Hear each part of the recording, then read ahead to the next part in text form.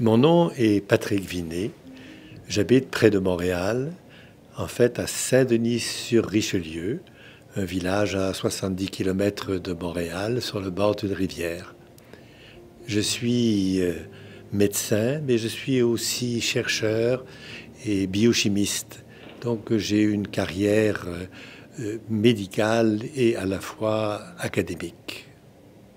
Mon travail comme médecin était un travail intéressant, mais qui se heurtait bien sûr aux difficultés des systèmes du centre de santé. Elles ne sont pas parfaits. C'est un aspect qui n'est pas simple.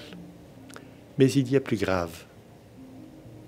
Le plus grave, c'est qu'il y a des gens qui souffrent d'une maladie importante et qui n'ont pas de traitement.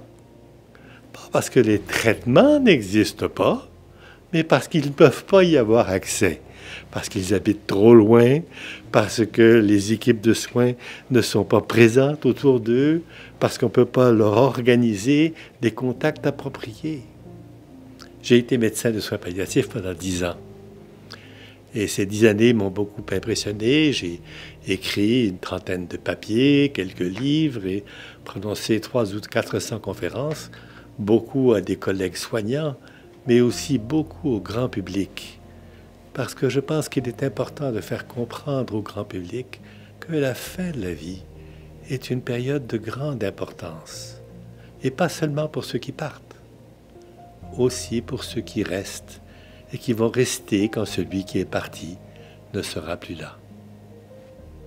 Vous savez, si vous avez un problème de douleur aiguë, en dehors d'une situation de cancer, que votre médecin ne trouve pas la médication qu'il faut pour enlever la douleur, alors vous allez faire une consultation à la clinique de la douleur d'un grand hôpital, à Montréal, à Toronto, à Vancouver.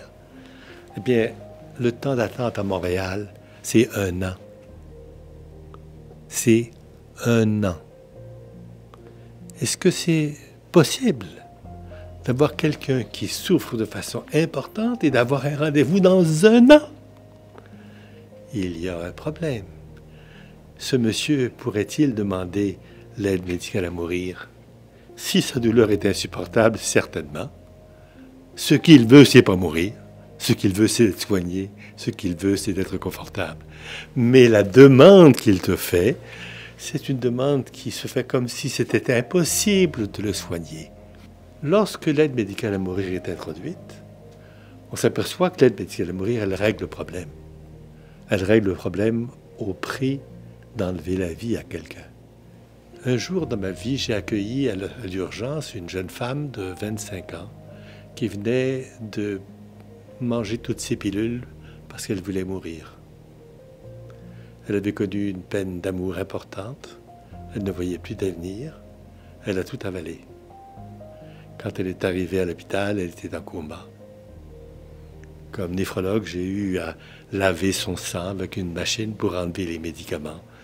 Et 3 jours après, la malade était réveillée.